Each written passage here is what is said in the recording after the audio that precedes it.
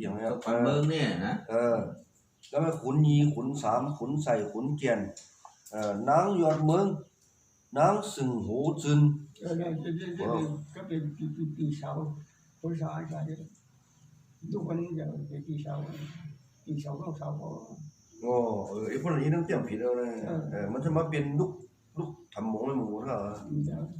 เพราะฉะนั้นนี่ทีนี้ก็ดีใส่แล้วนี่ว่าขุนยีเป็นอู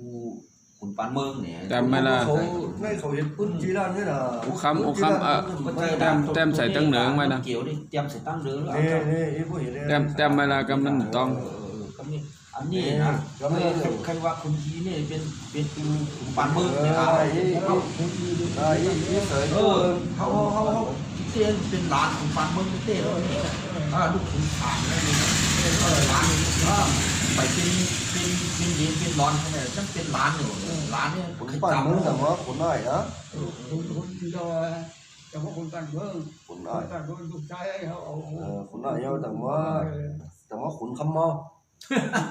ก็ไม่กระใสเลยคำเมาเลยนะคำเมาแต่ว่าขุนสามเปี้ยงเนี่ยรู้สึกใครนี่ปองอะว่าเป็นจันใดทันใดในหัวกับเนี่ยก็จีนกว่าทั้งอย่างที่นี่นะเนาะขุนน้อยทั้งหาลายจีซ่าเนาะมือลูกทำมุ้งเขานะกับปัดเด้อปืนหนาเขาได้คุยกับว่าขุนน้อยมันบ่ทำอยู่เย็นก็ไม่เลยอัน50วันขุน3ให้ก็ยอมให้ขังนี่ขังขุน3ไม่ต่างกับฟันขังthếแล้วส่วนว่าขังก็ต้องมวยไปก็พวกมวยก็ที่เขาปูไว้ควันไปแล้วหรือเลยนี่cái tiệm này mà tâm địaว่าฝั่งเขาไม่ต้องเลยยิ้มฝั่งน้ำโป้ทีนึงเนี่ยสมัยเติ่มก็จะแจ่มแรงๆหน่อยว่ามือย้ำคุณตักคุณเขาก็มูปังค่ำเนี่ยก็หัวแจ่มไม่ละอู้ปังค่ำเนี่ยย้ำตั้งเนี่ยมันน้ำด้วยจะดูสายฟ้าเขาเนี่ยด้วยมันติดเป็นในหูปูอ่ะแล้วหูปูเขาจับฝั่งน้ำปูก็ไม่ฝั่งค่ำไว้สุ่มกับจับฝั่งน้ำปูไว้มันจะหยาเนี่ยค่ะจะมันจับฝั่งน้ำปูที่จะเป็นหูปูกับตัวมันก็ไม่ต่างมหันน้ำกงหลังเจ้าหุ่นจุ่มขึ้นมาต่างที่ฮะเนี่ยก็ไม่เมื่อมันนี่ฮะคนสามขึ้นวางมากูตั้งจีราเนี่ยเป็นวันต่างที่กงปากคำไหนเขาวะเพราะต่างที่กงมัวเจมคนเฮือน67เฮือนใส่จอมคนสามเขาเจมะถ้าขึ้นมาตั้งตีขึ้นจีราวันนั้นก็มันต่างที่ท่านเอาไว้ก็ไม่ต่างเก็บแต่ว่าเห็นว่ามันจังที่ปากคำอย่างเจอหูปูอะไรที่เขาปากคำเลยเขาต้องหมูแล้วเขาต้องหมูแล้วว่าคนอะไรสร้างปฏิจจ์ตีประชุมกันเราเพราะฉะนั้นคือคุณอายนี่เรามีสิ่งมีมีแบบนอนจังนี่อยู่เป็นหลังเลยมีอยู่ลูกน้ำอยู่อะก็ทำหายแบบนั้นนี่มันก็พอจำนำจีรันมาหรอเหมือนเจ้าว่าก้นแต้มในแต้มทั้งเจล้านแก้วนะตั้งขุนปั้นเมืองเขาแต้มกับมีไผ่แต้มมาหน่อยเหมือนเจ้าว่าอันมีอยู่ย้ำในเป็นคือเจล้านก็เขาครอบเขียนคือเขาวันนั้นก็เย้าก็เนี่ยพวกใครอย่างมาพวกกุ้งมาเตรียมปืนทำมุงอย่างน้ำมันว่าในป่าหมูแล้วมันนั่นเป็นอุคัมกับซอกหานะแต่ไรกับหาที่ไรลงเจ้าพี่น้องตั้งมีว่าเขาบอกว่าคนที่ว่าใครแล้วเนี่ยคนนี้น่ะจังคือคนอายนี่ก็สำคัญนะเพราะว่ามันเดี๋ยวนี้มักใครนี่มันยากคือขุนยีด้วยกันทำด้วยก็มาเขาว่ากับเข้าที่ยากับอะไรถามที่ยามันต้องสังเกตเขามากลับไปเที่ยงกันไงอ่ะกลับไปเที่ยงอีเรื่องนะขุนยีเด็กหลังขุนยีขุนบ้านเมืองไหนเขาที่ไหนมาก็ไม่ใจขุนอ้ายอะไรเจ้ขุนจ้างเขาเลยเขาแล้วเขาขุนสามลุงมาเดี๋ยวเขาตีมันก็ไม่ขุนยีเด็กเป็นหนังลุงเขาไม่เขาว่าสื่อใจขุนอ้าย cái หา cái หน่อย này มันอายนี่ à theo sĩ cô Sao họ mà mi mi? lúc đàn có ấy đi xuống sám đó như cuốn sắm nhưng mà cứ tắm vào อันนี้นะอันหายกว่านี้นะนี่คือนี่นะ มันก็เดี่มหายก็มีไผมาทัดสั่งแล้วมาเฮ็ดจังได๋ไว้ก็ đang u đúng trần tả thì ra này vẫn cho mà cải sấy nữa cả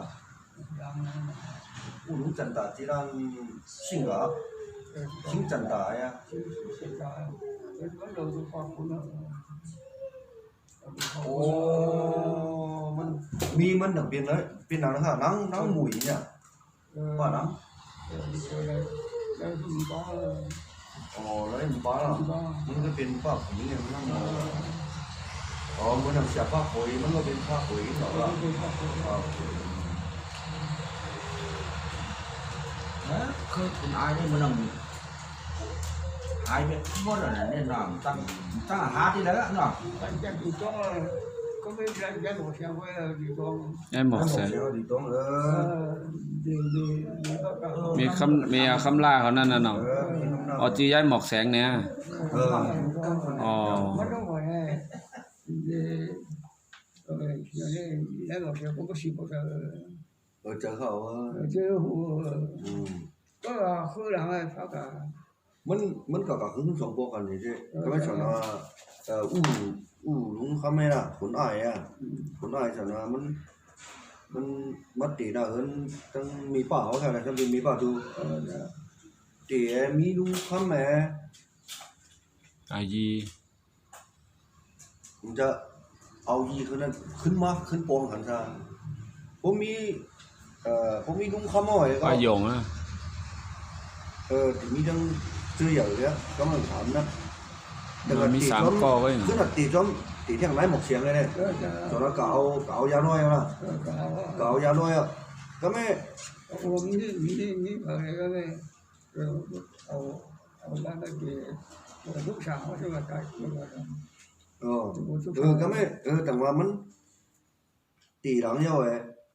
nước kỳ lắm ấy không có ảnh thì lúc con khinh vạc mà chú đang mì thì trái không thằng lái cảแต่คือว่ามีเนี่ยมีสามฟง มีป้าเขาลูกคุณป้าเขากู้เหยากัน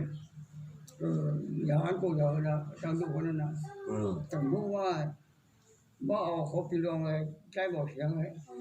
จังซื้อหมอกเสียงได้หมอกเสียงเอาเนี่ยเขา lại đi khốn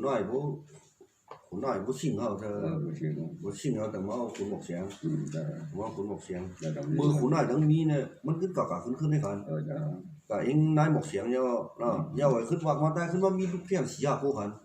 ฮะอันใจสามเขาเจ้านี่ก็เป็นอูเดียวกันนะ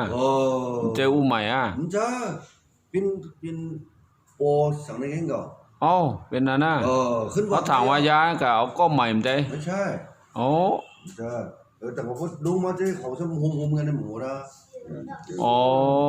เป็นนั่นน่ะ ป้าคำไม่สอนมันเอาฝูงกุ้งไงก็มันกะขึ้นเนี่ย จะเอาค เนี่ยทางนี้ ำป้าไอ้ใจสามเขาเจออยู่ลาเซียวเจ้านี่เป็นอูก้อเดียวกันนะ ทาง มันใจ ผมใจอ่ะ ถามเขาจะนี่สิยาวเพราะว่านาเตียแล้วนี่ก็มุนว่าอูเนี่ยก็เอาเมย์ คำล่าเขา เนี่ยรู้ตั้งนั่นเนาะเมย์เขาพอเป็นนั่นอ๋อกะกับแถวเมืองปลองพุ่นลอยกะยาวอ่ะกะอะไรโฟขี่ได้เป็นโปเอาถามคนนี้ค่ะ อ๋อ ผมเจอแล้วมันมีเจ้าป้าหรือเจ้าแหน่ ไหน เป็นมีเอาสามคนเดียวไว้อะ รู้ก็ ถึงว่า อันอยู่มันที่ได้หมดเดี๋ยวนี้อีเลียง เลี้ยงฟง มีเผยอันอยู่พุ่นนี่มันมีอยู่สองข้อแล้วนี่อีเลียงแอนเนี่ยอาพงอันนี้อาเลียงหลง เลี้ยงหนูเลี้ยงแอน แล้วก็สาม เอาถาม สี่ก้อ ก็โย่หนึ่งมันที่ได้สองเหมือนอยู่นี่ อยู่ลาเซียวสอง อยู่ราชิวสองก็นี่ก็ สี่ก้อ นี่ ก็คนนี้ จะมีข้าย่ำไข่ปวงเลยว่าจังว่าđúng rồi đúng rồi cậu mi rồi ạ ก็เมเอาเถอะเนี่ย เอาย่อขึ้นว่ามากำก่อนเนี่ยแต่ขึ้นมามีเจ้ยเนี่ยช่างหนูที่ว่า จะพอหลักการลุงจะหันของตัวทั้งหมดนะสองอันเขาไปกันตัวยอดนี่อยู่กับเมเนี่ยเด็กก็หาเขาป้องตัวยอดตรงนั้นนั่นเองตั้งไออันที่ก็ที่เป็นคือเลยก็สมาเป็นคืออูอยู่เนี่ยไอก็ไปกันอยู่วันกะยาเนี่ยมันก็อองเฮิร์นเขาได้ต้องมือ có là อันอยู่ใต้กาดนี่ mình chờ mưa อองเฮิร์นเขาหมด mưa đúng không cả chú nói một tiếng ăn มีไอ้ทุนนี่ป้อใหญ่ป้อใหญ่บอกกันเนี่ยป้อเก่าห้องเฮียนเนาะ tổ giọt á. mưa đúng không vậy cả chú nói một tiếng là mi đúng không có điều cái à ปลาโยง ปลาโยงนู้ เอาเยีย นี่ลุงนู้เอายีนู้สามก้อนเนี่ยเอา mi สาม sắm ก้อน cô เนี่ย mi sắm cô đằng cờ mi sắm cô đằng cờ chú nói một tiếng จะ không nhỉ กระจายเนี่ย đúng không mẹ bởi bị dùng ấy cái gì ấy เอาสามก้อน มีสามก้อนเหรอ เบกันเนี่ย cả tháng rồi cái này đúng mà chứ đèn nung đèn hiền họ thế này mình อันนั้นเนี่ยก็มีจะมีออกจากปางคำเขาเนี่ยกว่าเอาเนี่ยจากนี้กัดสืบโปเขโปเอาสามเขาโปเอานี่ chứ họ sang bên po có điều cái à เขานี่เป็นโปก็เลี้ยวนั่นน่ะ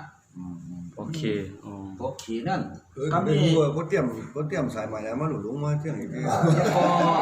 ยาวก็มีมันเป็นจืดนี่ đang anh chị cho cái đi lấy một điểm cái gì cho mình chỉ chẳng tốn là mua có tầm mua bao nhiêu có đi lấy một điểm này tôi có sao đây thầy ý có khác càng ngày đến khác đi cái tham lúc trái sinh trần tài à sẽ chủ ý à cuối đi mình làm in đi chỉ trái mỏng à trái mỏng à thà mình bao nhiêu thị trường mà đúng có cái con trong cái